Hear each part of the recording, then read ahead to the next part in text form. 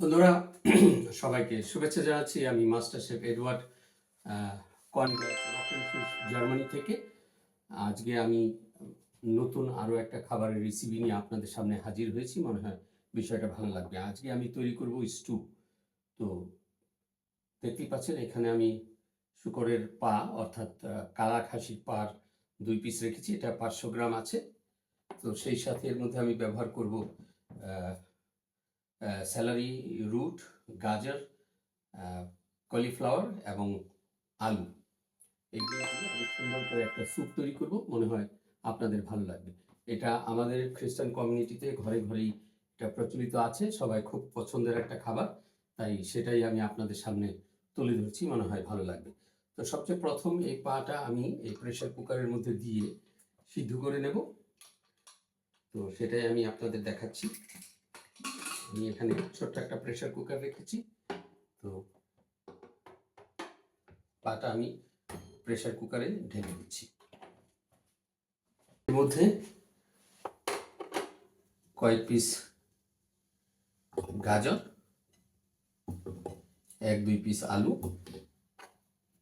1-2 piece broccoli, ব্যবহার করছি ginger garlic paste, বাকিটা এবং salt, black pepper, vegetable salt 1 teaspoon, আর জিরা পাউডার 1 টিস্পুন। এখানে আছে এলাচি, দারচিনি, লবঙ্গ 2 পিস করে, এটা পুরোটাই ঢেলে দিই। এখানে আছে চিনি সামান্য ঢেলে দিলাম। এখানে ঢেলে দিচ্ছি পানি সামান্য একটু, অর্থাৎ যতটুকু পানি দিয়েছি এতেই হয়ে যাওয়ার কথা। প্রয়োজন পড়লে আরও একটু দিব। তো আমি এখন শুরু করতে যাচ্ছি। তো এটা 45 টু 50 মিনিট লাগবে পুরোপুরি গাঢ় হতে। সেই পর্যন্ত বন্ধুরা সাথেই থাকবে। সেই সাথে বন্ধুরা এর মধ্যে আমি অ্যাড করতে যাচ্ছি একটা টমেটো। টমেটোটা কেটে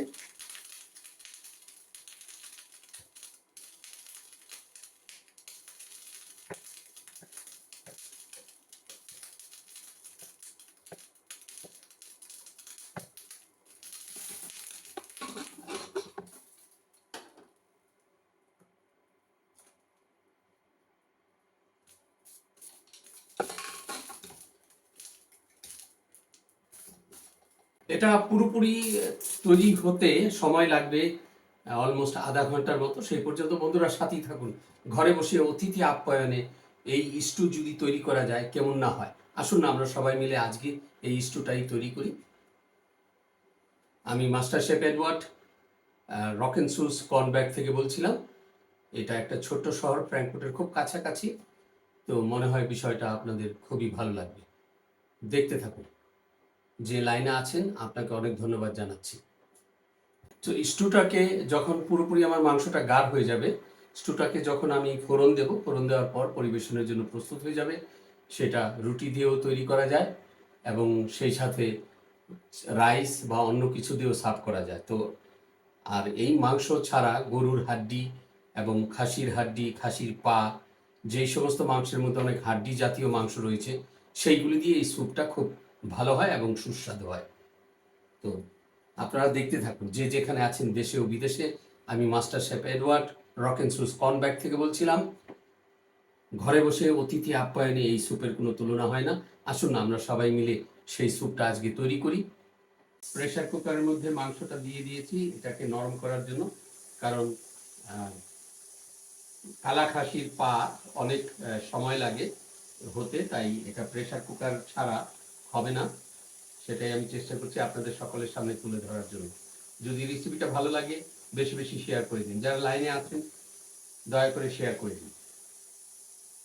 সো বন্ধুরা দেখতেই পাচ্ছেন ফোড়ন দেওয়ার জন্য আমি এখানে গার্লিক, অনিয়ন, এদিকে গার্লিক পেস্ট, জিরা, মাস্টার্ড সিড এইগুলি রেখেছি। এইগুলি দিয়ে আমি সুন্দর করে একটা ফোড়ন দেব। তো সেই পর্যন্ত বন্ধুরা সাথেই থাকুন। যে যেখানে আছেন দেশে ও বিদেশে, যদি রেসিপিটা আপনাদের ভালো লাগে লাইক ও শেয়ার করতে ভুলবেন না। সেই পর্যন্ত দেখতে থাকুন। আচ্ছা, এই ফ্রাই প্যানটা ভালো হবে, এটাই নেব। বন্ধুরা যে যেখানে আছেন বেশি বেশি শেয়ার করুন, যারা লাইভে আছেন চলে আসুন। আজকে মজাদার একটা স্টু তৈরি হচ্ছে মিউনিক জার্মান থেকে। এটা জার্মানি একটা খুব পপুলার খাবার, সেই সাথে আমাদের খ্রিস্টান কমিউনিটিতেই বাংলাদেশে এবং ভারতে যারা অবস্থান করছে তাদেরও খুব পছন্দের একটা খাবার। সেটা আমি চেষ্টা করছি আপনাদের সামনে তুলে ধরার জন্য। মনে হয় বিষয়টা ভালো লাগবে। যদি ভালো লাগে লাইক ও শেয়ার করতে ভুলবেন না। যারা লাইনে আছেন বেশি বেশি শেয়ার করুন। প্রচণ্ড গরম পড়েছে, সেই গরমের মধ্যেই আমি আপনাদেরকে এই রেসিপিটা তুলে ধরছি। মনে হয় ভালো লাগবে। আজকে জার্মানিতে 42 ডিগ্রি টেম্পারেচার রয়েছে। আমি যে এলাকায় আছি, দেখা যাক মাংসটা কত দূর হয়েছে, কিন্তু এখন অনেক শক্ত রয়েছে, তাই আরো আধা ঘন্টার মতো রান্না করতে হবে।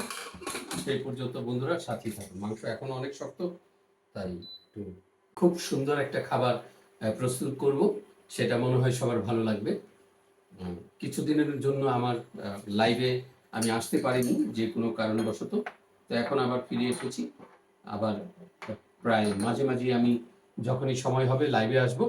তো আমি এখন অন্য এক নতুন শহরে চলে এসেছি। সেখান থেকে নিজের বাড়িতে থেকেই, নিজের বাড়ি, নিজের বাগান, নিজের মুরগির খামার, সেই জায়গায় থেকে আমি ভিডিও তৈরি করছি। কিছুদিনের মধ্যে আমার যত সময় লাগবে, আমার খুব সুন্দর একটা নতুন কিচেন হবে।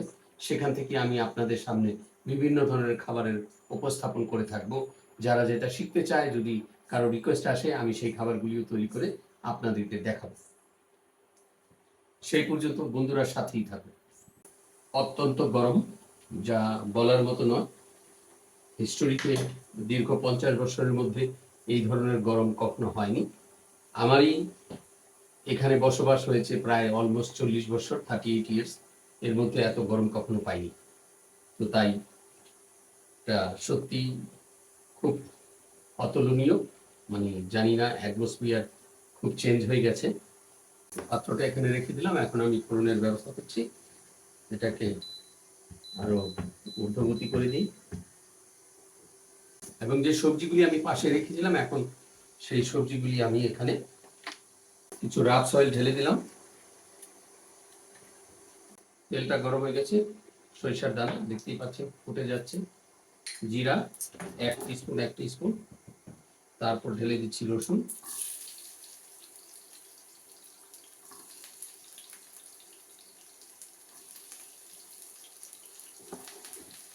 এখন ঢেলে দিচ্ছি পেঁয়াজ 150 গ্রাম।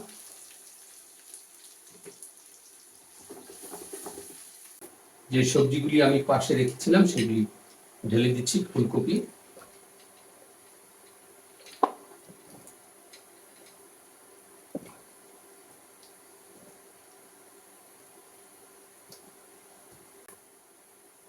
গার্লিক পাউডার যেটা ছিল আগে থেকেই,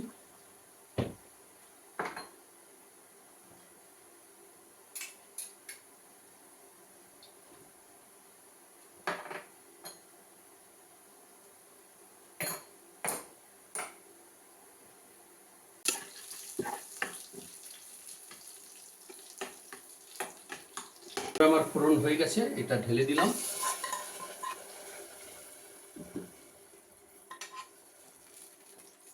একে আরো কিছুক্ষণের জন্য রান্না করতে হবে। একটা সিটি দিলেই আমার পরিবেশনের জন্য প্রস্তুত হয়ে যাবে। পরবর্তীতে সুন্দর একটা প্লেট তৈরি করে আমি আপনাদের দেখাবো। এই সুন্দর প্লেটটার মধ্যে পরিবেশন করব। বন্ধুরা, আমার স্টু প্রস্তুত হয়ে গেছে।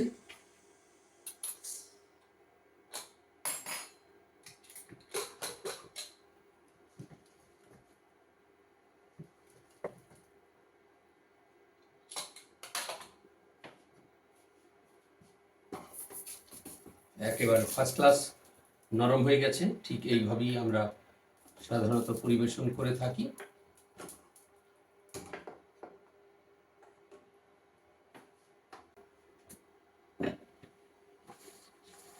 বন্ধুরা দেখতেই পাচ্ছেন আমার স্টু পরিবেশনের জন্য প্রস্তুত হয়ে গেছে। ঠিক এইভাবেই আমরা পরিবেশন করে থাকি।